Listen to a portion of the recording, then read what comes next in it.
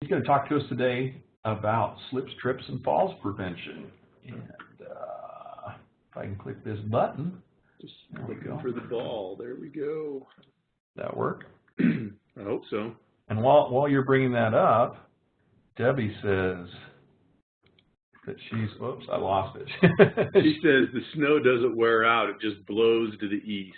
Blows to the east. Okay, we seeing that? Yeah, got it.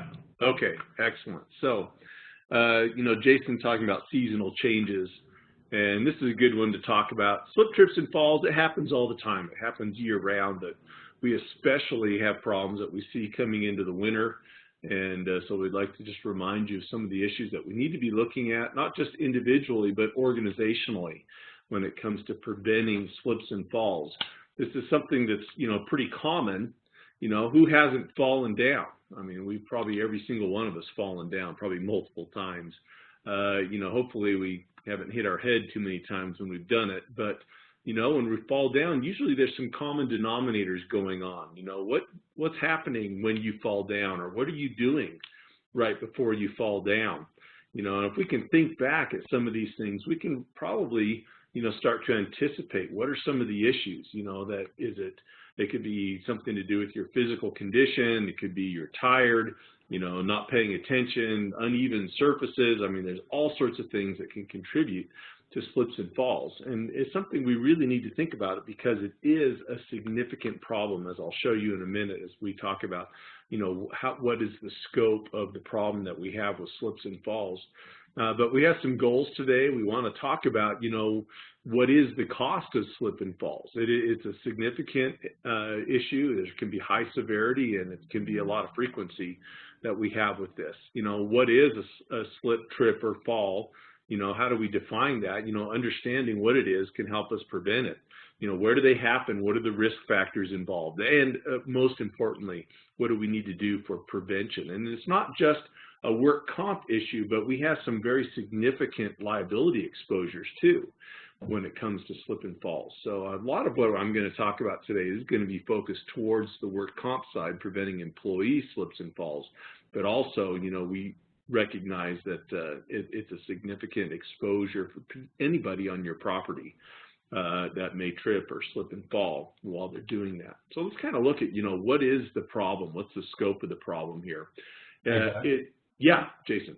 I'd just like to point out, when you say, what are you doing just prior to falling, or when you're falling? Yeah. Cursing came to my mind.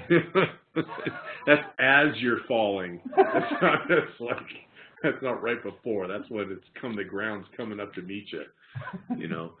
So, we look at this. This is, nationwide. If we look at just statistics, from OSHA and so forth, we see it's second most common cause of injuries. In fact, we see that within our pool here. The graph I pulled here is from the last 3.5 years, 3 years, 9 months or so.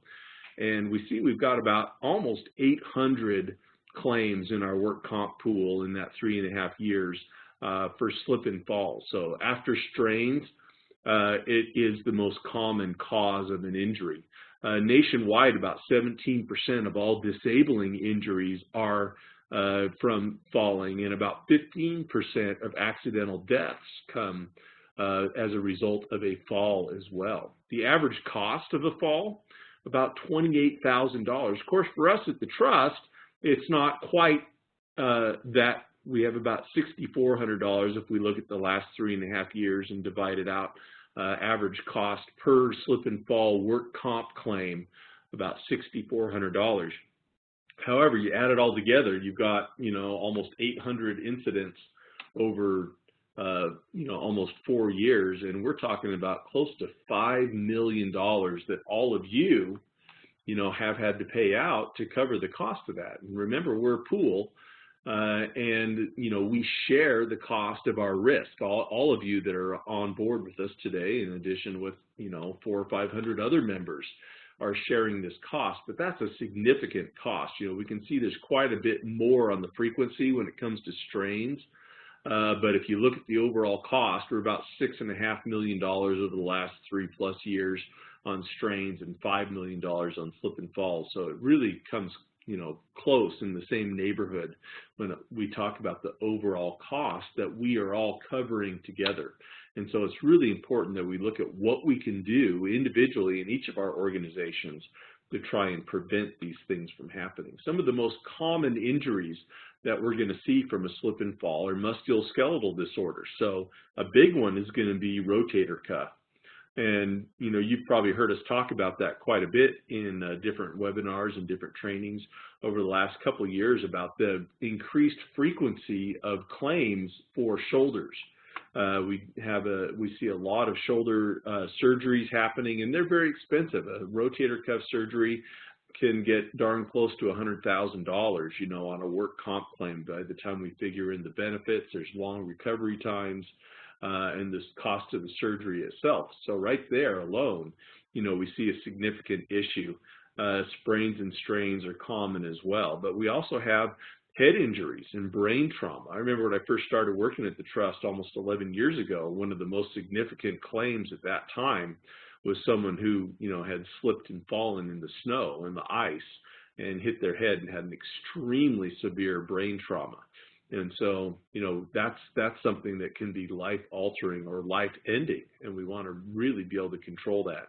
Fractures, bruises, contusions, you know, other abrasions and lacerations may not be quite as serious, but it's such a common thing and we have such a high frequency on it. We really want to be able to prevent these injuries from happening, and you definitely don't want to have to go through the pain and suffering of that, nor do any of our employees or others that may be on our property. So we need to really identify where we can how to prevent these from happening. What is a slip?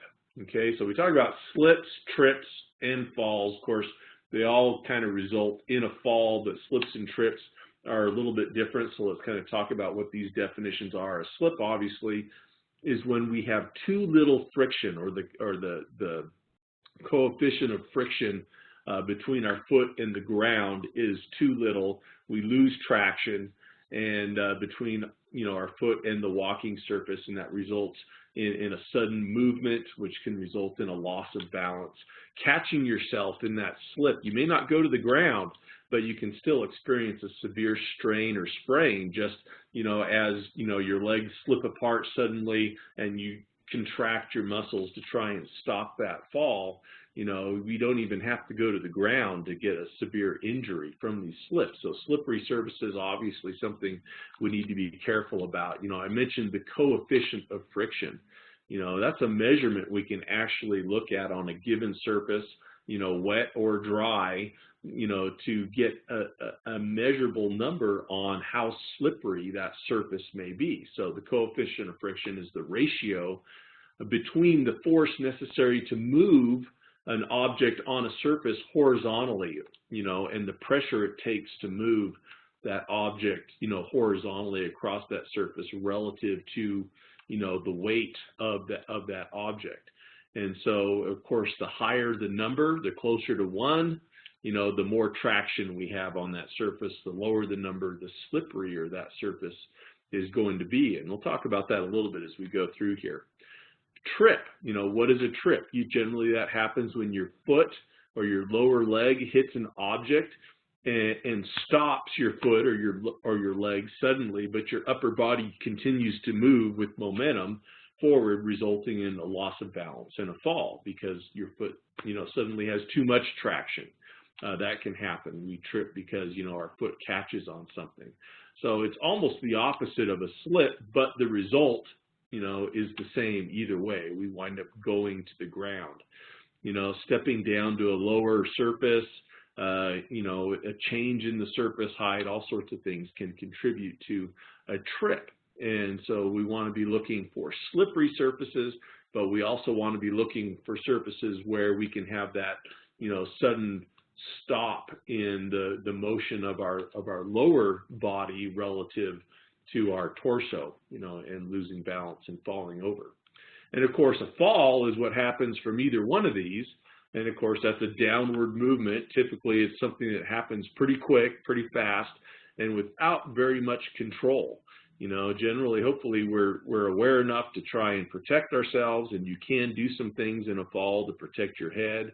and parts of your body and your extremities if we think about it ahead of time, but generally it's going to happen pretty darn quick. There's two different types of falls. We have falls that happen on the same surface. So I'm walking along, I trip on a hose or a cord, and I fall down to the ground, the same level that I was standing on. So that's one kind of fall. And then you have a fall from one level to a lower level, you know, so I fall through a railing or off the edge of an elevated platform that maybe doesn't have fall protection or a guard on it. So I fall to a lower level. And of course, that can be a much more dangerous type of fall because it can be a much greater distance that you're falling, and thereby, you know, creating a greater impact, more force when you hit the ground. But a fall is a fall. You know, it's an uncontrolled, accelerated drop to the ground, you know, with little control.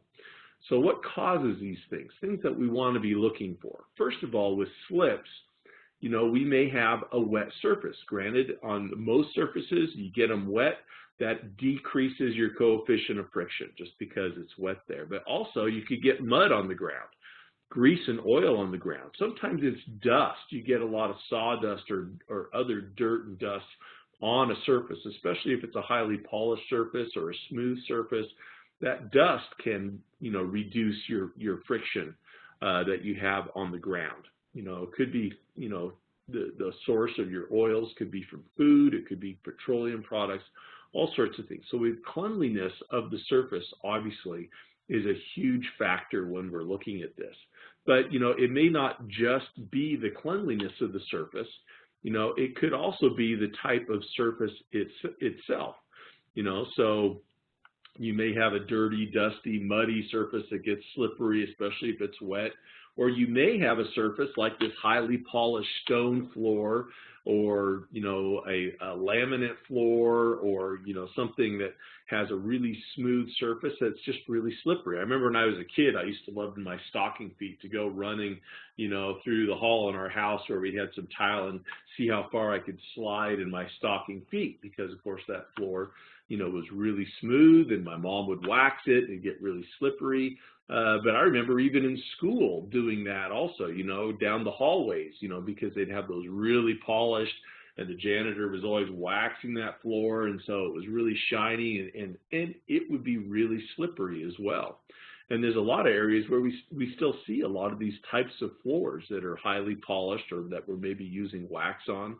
And so we want to be really careful with that, because those can become slippery, especially, you know, if there's water introduced into that, you know, scenario as well. And so what kind of surfaces do we have?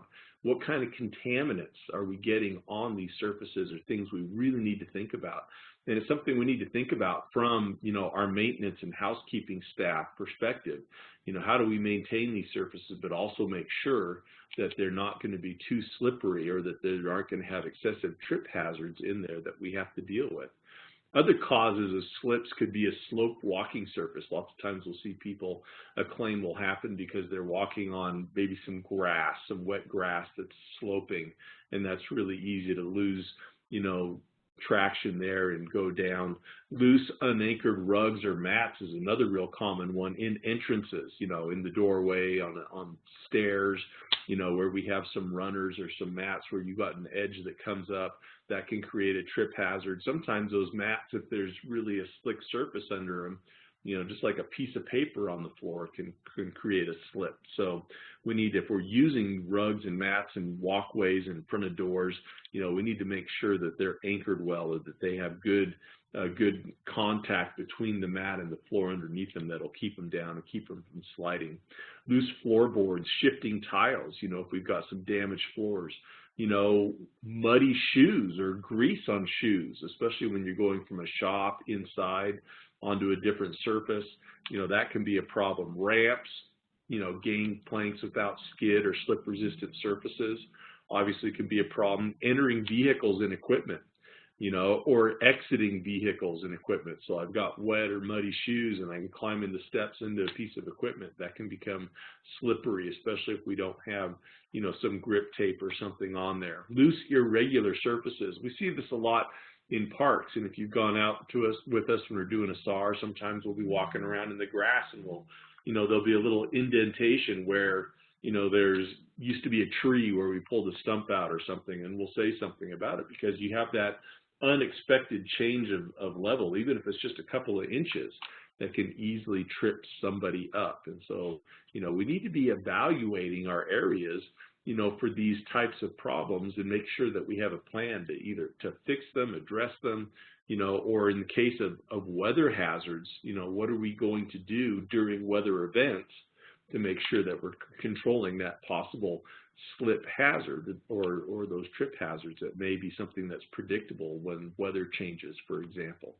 Other causes that are really common, and I just want to apologize right up front, you know, some of these pictures, you know, obviously a lot of these pictures are ones we've taken while we're out doing, you know, inspection. So if any of you out there see any pictures that you recognize as being yours, don't feel bad. I know that you fixed them all already. Every single one of these pictures in here, I know if they're in your facility, they've been fixed already.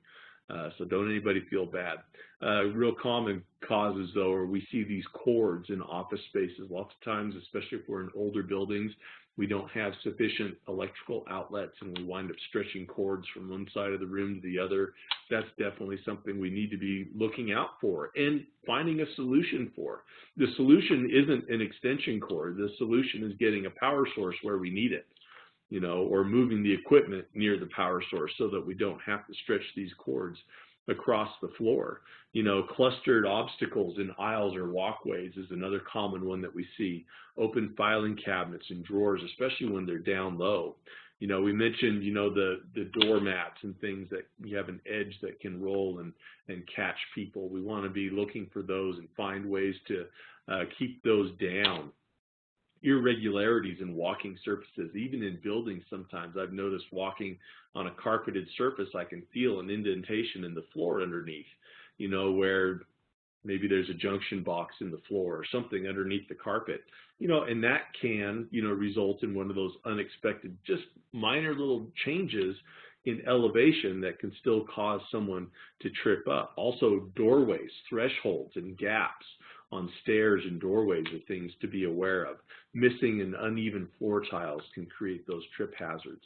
You know, damaged surfaces and steps, non-uniform or improper, irregular steps. You know, steps have a code, you know, that we need to make sure that they have the right rise and run on the steps so that it, you know, it's uniform. When you have a step and all of a sudden one of the steps is a fraction higher than all the other steps, you get a trip on that, you know, because you get really used to exactly that distance, that height of steps. And I can think of one building where I've gone into before where all the steps are this exact uniform height, and then you get up to the very last step and all of a sudden there's tile on the floor up there that raised the height of that last step by 1/4 of an inch. What happens? People trip on it all the time, you know, because, you know, that foot gets caught by that unexpected 1/4 of an inch. So non-uniform or irregular step heights are something we really need to be careful for.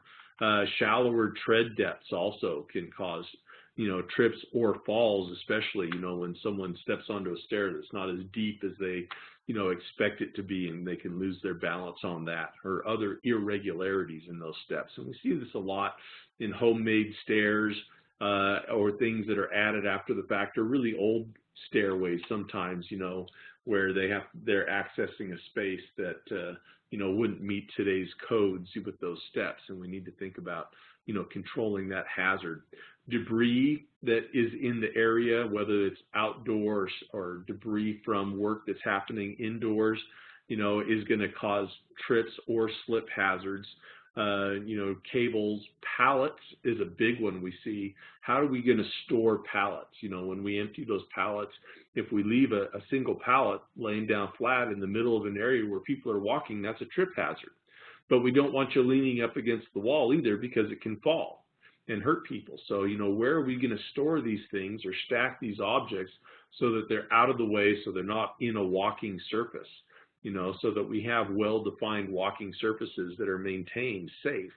You know, sidewalks and curbs, ADA ramps, you know, are examples of things that we need to be keeping track of. Speed bumps, you know, that again, those are things, you know, in parking lots that can create trip hazards. Are they visible, so that people can easily anticipate them? Environmental conditions, lighting is a great thing to be considering, not just indoors, and it's something we look at when we're doing inspections. Is the building poorly lit? Is that going to make it difficult to see hazards? But also in your parking areas and outside around your walkways, making sure we have adequate lighting out there, especially coming into the winter where it's going to be dark early and it's still going to be, close to business hours, especially for evening meetings of your councils or boards and people coming in. We need to make sure we've got well-lit walkways and parking areas. Changing your PPE. I'm going to tell you that we need to be looking at footwear when the season changes, but when I have someone add a layer to their footwear, to get traction in the snow, it's also adding a little bit of height to their footwear that can cause them to trip up on things because it's a change in that elevation that they're accustomed to. So we need to be ready for that. There's a lot of things that come into play here. Poor housekeeping is something we really see. And I tell people all the time, you show me a clean shop, I'll show you a safe shop.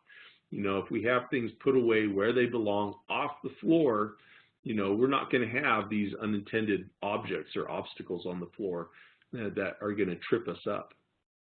Human factor is another thing we need to be thinking about.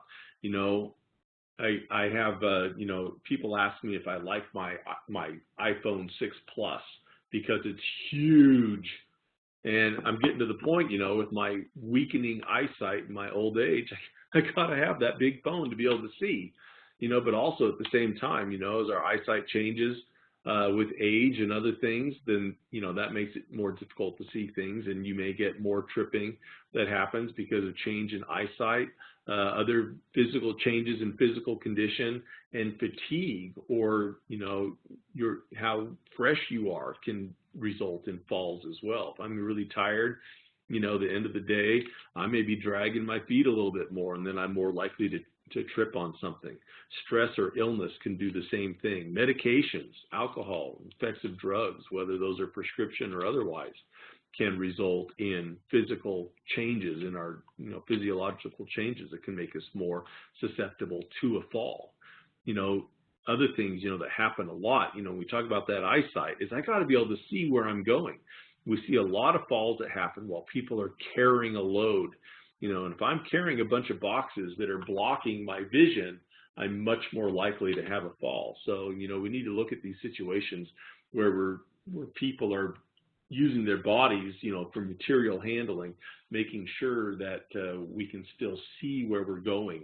Not paying attention to our surroundings or being distracted is another way that we can trip and fall. Often taking shortcuts, cutting corners, across the grass, off the walkway. Of course, we're going to be much more susceptible to a fall, and just being in a hurry. Things are going to sneak up on us. And so these are all examples of situations where we can be caught off guard and changing conditions that can result in a fall. So how do we prevent these from happening? Well, number one, we need to look at the design of our buildings, our offices, our facilities, our workspaces, as well as the processes that are going on in there, and make sure that we identify, where are these walking surfaces, and make sure that we design them in a way that we can help people avoid, these slippery areas, these, trip hazards. Good housekeeping, like I mentioned, is a very important thing. Lots of times I'll go into a shop, and I know that lots of times that shop, you've got one or two people working in there, and that's it. And that single person working in that shop feels like they know where everything is because they put it there. But that really doesn't work. I've had lots of times where people have told me, hey, I know this shop, I know right where everything is, I'm not going to trip on here. And then a year later, we see a really bad claim from someone tripping and falling in that same shop.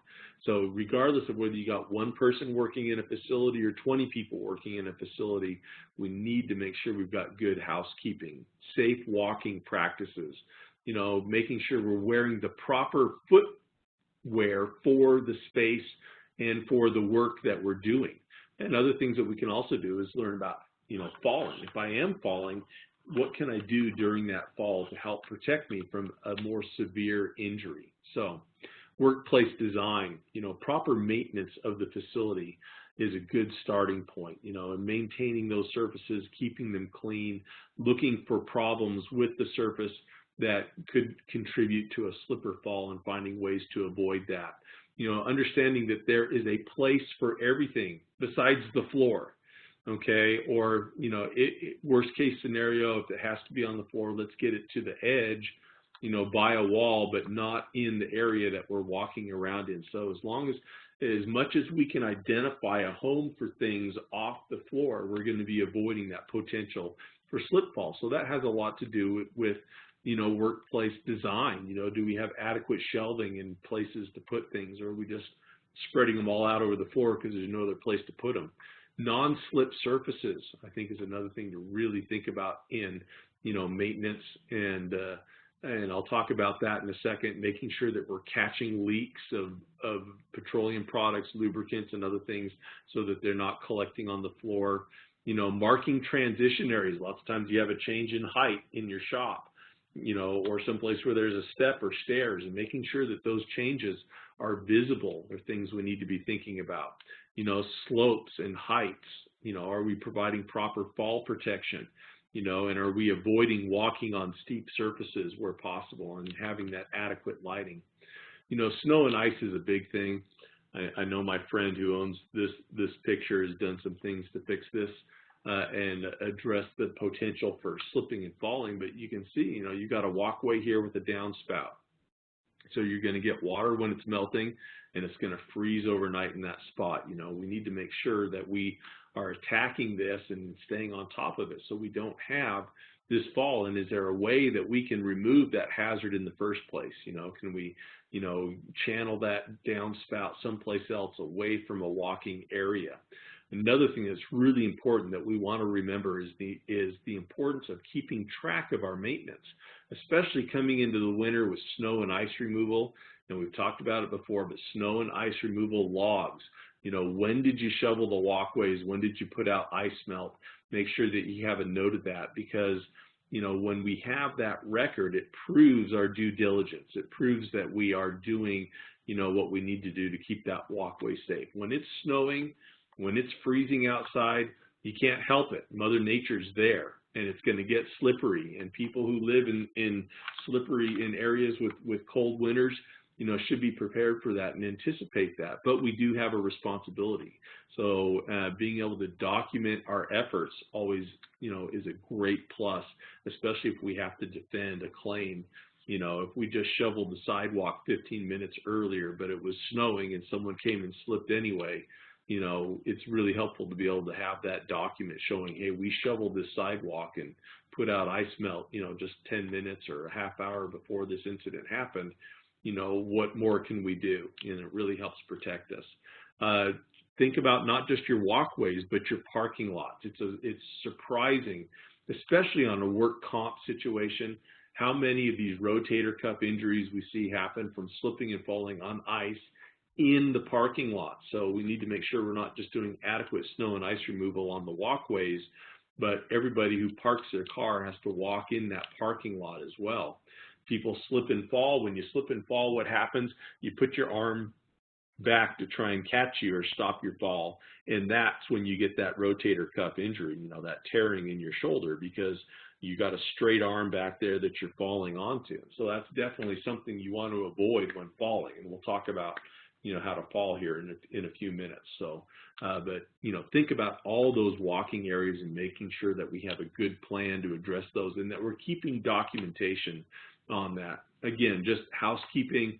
There's all sorts of wrong with this picture, you know, and it's not just the trip and slip hazards, but, you know, fire hazards and things like that as well. But make sure we keep a good, clean work environment and storage areas. Make sure we keep things off the floor as much as possible. And it's a common thing, and we know the challenges out there.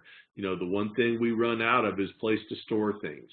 And so we stack them where we can, but it's really important that we keep these walkways, you know, clear. And if you have to mark the walkways, mark them, you know, so that your employees know this is a walkway. If we have to put something on the floor, it's not here in this walkway. And so we need to be putting some thought into that, obviously, in a lot of locations. You know, what are our walkways, what are our storage areas, and how do we delineate that so our employees know? You know, Jason actually showed you this picture earlier, and we talked about appropriate footwear. I really want to make sure that we understand some things about footwear. You know, lots of times there's some misconceptions about what different types of footwear are going to do with us. So from an employer standpoint, if you're identifying footwear as PPE, especially going into the wintertime, you know, what is it that we're going to require of our employees? There's certain situations where someone may be in a really slippery, you know, conditions. If you operate a kitchen, if you've got like a Meals on Wheels operation or something like that, and so you're operating a kitchen, kitchens are notorious. You got smooth floors usually, and you get a little bit of water or grease on there, and they can get really slippery. That is where you really must require PPE for your employees, a non-slip shoe. And it'll say in the sole of the shoe, it'll say non-slip. In fact, this tread that you're looking in the lower left-hand corner of the screen here that, you know, looks like, you know, a really, like almost a snow tire tread on there. Usually that's what your non-slip shoe is going to look like. It's a softer rubber. It will stick to the ground easier, and it generally has a lot of really small lugs instead of really big ones like you see on this Vibram sole up top. A non-slip shoe, you know, is identifiable PPE, and it'll say right on the sole there, non-slip. Now, a slip-resistant shoe is something totally different. So if your employees are buying a slip-resistant shoe thinking that it's going to work for a non-slip shoe, it's not.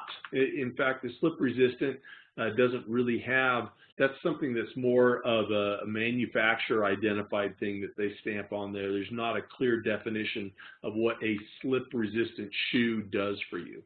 So if you're requiring PPE, you know, in slippery conditions, especially on smooth floors where they're slippery, you want to require a non-slip sole, not a slip-resistant sole. I can't emphasize that enough. You put a slip-resistant shoe on and you go into one of these kitchens or someplace with a smooth concrete floor that's maybe got some oil or things on it, and you have a slip-resistant shoe on there, it's going to skate out from under you just as easy as anything. So you really need, in those situations, you're really looking for that non-slip tread. And so, you know, be thinking about that when you're requiring a PPE for your employees and you're explaining to them what they need to get. It's not non-slip. It's not slip resistant. It's non-slip specifically that they want. Another one that's confusing sometimes, you look on the bottom of the shoe and it'll say non-skid. And you're thinking, oh, well, that's what we want, right? We want people to, we don't want their feet to skid. That's not what non-skid means. I mean, non-skid is kind of like slip resistant. Okay, there's no OSHA definition, you know, for that, for non-skid or for slip resistant. In fact, non-skid is more like a non-marking shoe. That's kind of like the gym shoe you would wear, you know, in high school or in junior high school when you go to gym, because they didn't want the soles of your shoe making black marks on the floor. That's what a non-skid shoe is. It has nothing to do with you not slipping. So again, if you're looking for a designation on a shoe, you know, that's going to tell you that shoe's going to help you not slip, non-slip is what you're looking for. And that's specifically for slippery, smooth surfaces, not so much for outdoor on the mud and rocks. That would definitely be a situation where you would want, you know, that Vibram sole, larger lug kind of thing on the bottom of your shoes. Another one that people kind of get confused about is the oil resistant. If I'm getting a shoe that says oil resistant on there, that doesn't mean that it won't slip if there's an oily surface, okay? Again, it has nothing to do with the safety factor when it comes to slipping and falling. Oil resistant shoe is one that resists degradation to the glues and the sole of the shoe from exposure to oils and petroleum products. It has to do with the longevity of the shoe in certain chemical exposures. It has nothing to do with whether that shoe is going to resist slipping on oil. So again, make sure you're getting the right footwear for the task. Specialized footwear too, or things we may think about. You know, again, I can't stress how much we see just really terrible slip and fall accidents in the wintertime with snow and ice. And, you know, lots of times when I talk to people about these injuries, I say, well, what kind of footwear were they wearing? Do you have a requirement for your employees to wear, you know, specifically snow, you know, or ice treads when in the wintertime, especially employees that have to work outdoors? You know, whether it's your public works departments or your first responders, fire and police, we see a lot of slip and fall on ice. And so look at options for things for people's boots, turnouts, whatever it is, you know, that will work on the snow and ice that we use that time of year. You know, it could be something with cleats in it. Sometimes we've got these, you know, almost sandpaper on the bottom of a shoe that's like an iron oxide or aluminum oxide, you know, that's embedded in the bottom of the shoe that can really help you not slip on icy conditions. We live someplace where it snows, where it's below freezing, and we have icy conditions. Let's think about how we're going to help prevent these slip and falls on ice, because we see a lot of them and they get really bad injuries. And so we should be thinking about that. I know it's difficult, you know, because that snow and ice tread may be damaging to the floor inside. So often it may be something where your employees have to remember to take off, you know, that shoe or that overshoe before they go inside, if it's, you know, if they're going to be walking on a polished wood floor or something like that. But, you know, if we're going to be outside in the snow and ice, we should be taking some precaution. Treatments for floors, and this one's kind of near and dear to my heart. I probably go a little crazy on this one, but, you know, my wife is a school teacher, and she's fallen down twice in the last year at work on those waxed, super smooth floors on the hallways in the school.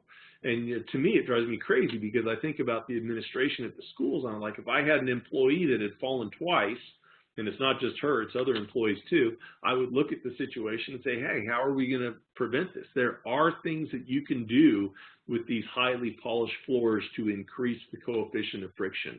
There are coatings that you can put on the floor. They're clear coatings, so the floor still looks shiny and polished, but you can put a coating on there that increases that coefficient of friction.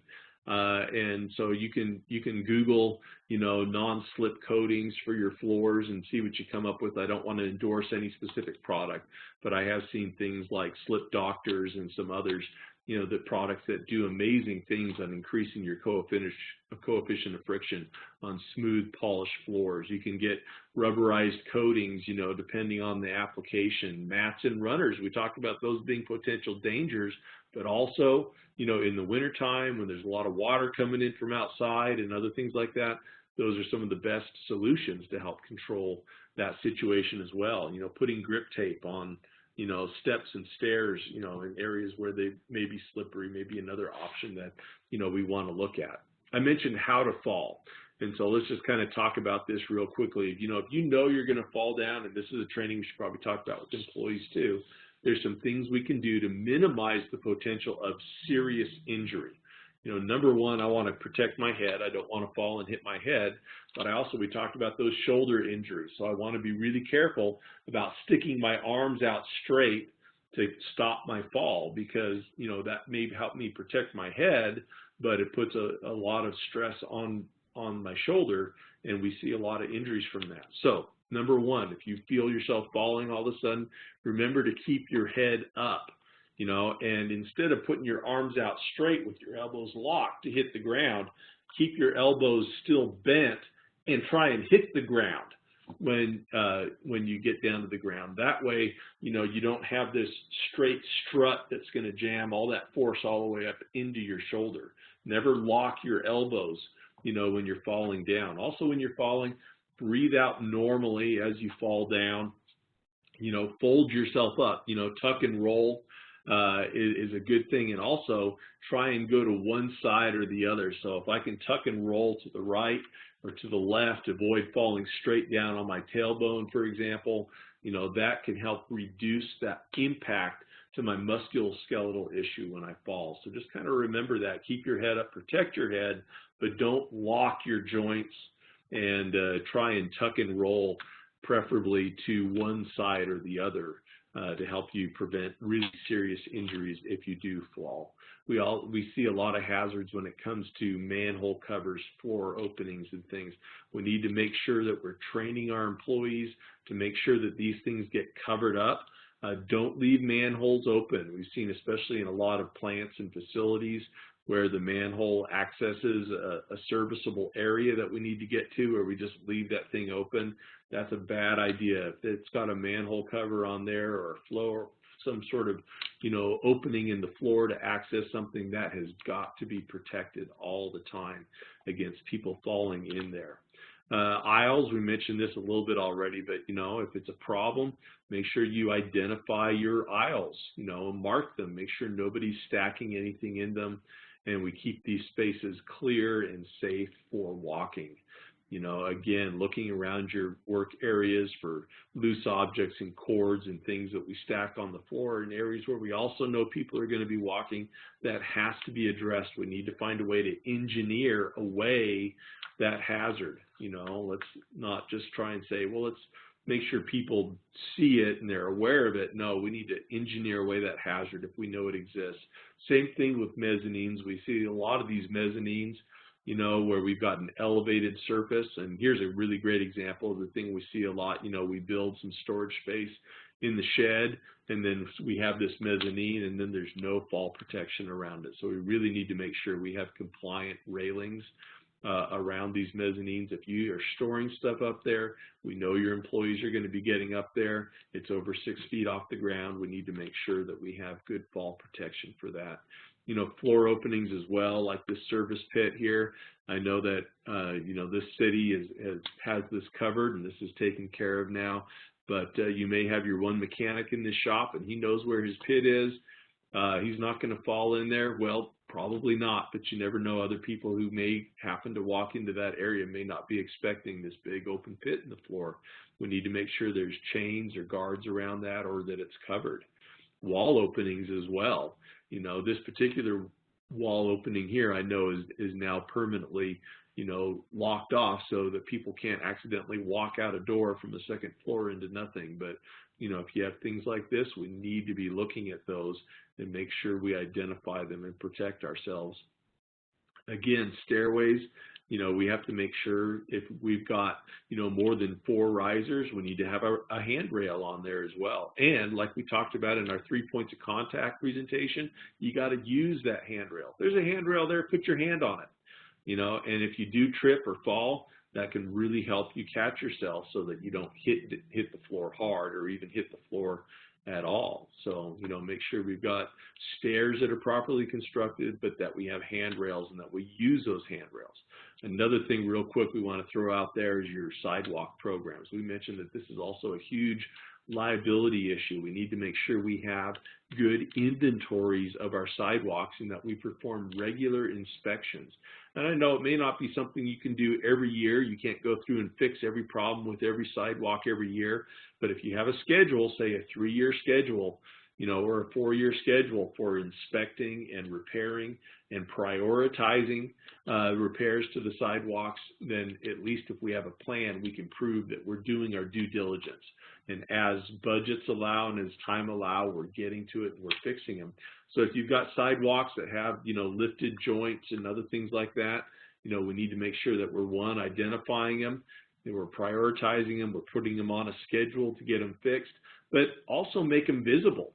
So if in the meantime I can't get back and fix this broken sidewalk right now, let's help them make sure that people who are using the sidewalk can see that trip hazard there. Paint those spots yellow, so that they're visible. That way people know, hey, we've seen it, we're working on it, we're coming back to it, we want to make sure you can see this, and you don't have to be able to get to everything every year. We understand that there's going to be budgetary constraints, but we need to hit the most dangerous things first, and we need to have it on a plan to make sure that it gets addressed at some point within a reasonable amount of time. Again, parking lots, we see a lot of slip and falls, especially in the wintertime in parking lots. So make sure we're doing snow and ice removal, we're documenting that snow and ice removal, and that we're taking steps to seal and maintain those surfaces so that they don't get damaged by the snow and ice. self-audits is an important part of all this. So I've talked a lot today about identifying these problem areas where we can have slips and falls. Well, what are we going to do about it? Well, I need to have a process where I not just identify the hazard, but I also have this closed loop system, you know, for identifying the hazard, tracking it to completion, making sure that it gets fixed. You know, and so we talk about this a lot with our TAP program, where you have some sort of system in place for identifying and correcting deficiencies. So are you doing a regular self-audit on your facilities, on your shops, on your offices, on your walkways? Do we have documentation? And when we actually identify a problem on this audit sheet, are we coming back and is it getting fixed? You know, if we're going to identify the problem and document the problem, we better make sure that we're also, you know, getting it fixed and documenting that we've, you know, done that repair as well. So it's important, you know, that we have this closed loop, that we're not just identifying problems, but that we're fixing problems as well. You know, and if you're looking at the opposite of that, where you're saying, well, let's just not identify the problems, I don't want to document my problems because I can't fix them, you know, then that's just going to look like negligence if we never go out and try and identify these things at all. So it's really important that we, you know, on a regular basis are out there doing these self-inspections, identifying these potential problems, you know, and getting them completed and documenting the entire process. So again, you know, what's happening when we're falling down? You know, what are those things that we can anticipate? Part of it's training our employees to have situational awareness, but it doesn't all come down to situational awareness. We have to just, you know, I want to say every time, I told you my wife had a couple of falls at work, and every time she calls me and says, I got hurt at work, I fell down, the first thing I say to her is, well, don't fall down. Just don't do that. Well, you know what? Don't fall down. That's not a solution. You know, we really have to be looking at why did the fall happen? What's the condition? What caused the condition? What do we call this? You know, TAP recipients out there, you know, root cause analysis. You know, why did it exist and what can we do to fix it so that it doesn't happen again? And make sure we document that whole process so that we can show we're doing our job to protect our employees and protect others and to protect ourselves as well. You know, gravity always wins. You know, you can go down a lot faster than you go up, and we need to make sure that we protect ourselves against that exposure. You know, identify and know your problem areas. Make sure that you increase visibility of things that you can't fix immediately or that can't be fixed at all, that are permanent. You know, and fix the problems, make sure we document those repairs, and preferably identify things that don't just fix the problem short term, but where we actually identify why does this problem reoccur, and so we can avoid reoccurrence of the same problems over and over again. And situational awareness. Watch your step. Don't fall down. That's important as well. You know, make sure we're paying attention to what we're doing. So, Jason, we got any questions out there? Just looking here, I don't see any questions coming in. I tried to probe a few out of the folks, but I haven't seen any yet.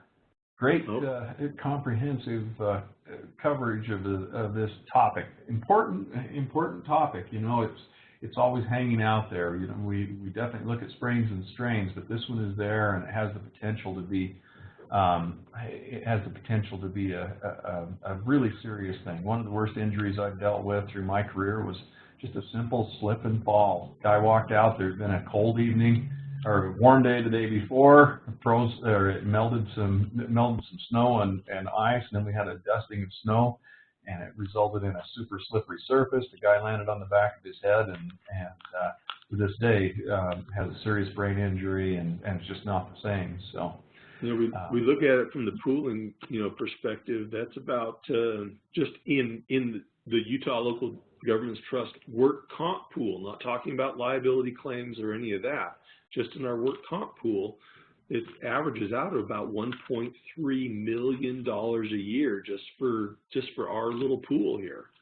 And so it is a significant thing. It's something that's simple. It's something that's really easy to say, it was just a trip. It was no big deal, but it is a big deal. It's huge, and we really need to be taking a proactive approach to doing everything we can to prevent trips and falls. Awesome, Doug. Thank you very much. Appreciate that, and I appreciate everybody's attendance and your efforts to control these losses. We all win when we work together to control the losses. Thanks so much. Everybody have a safe day.